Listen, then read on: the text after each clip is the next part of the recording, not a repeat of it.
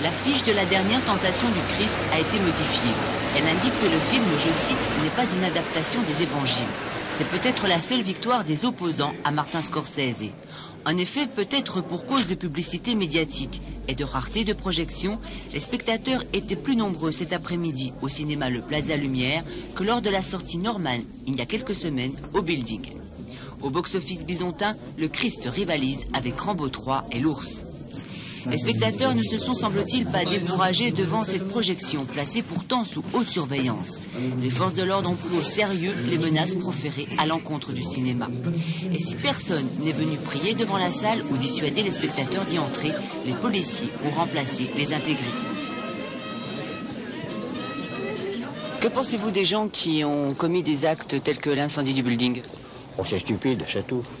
C'est une marque d'intolérance tout à fait inadmissible.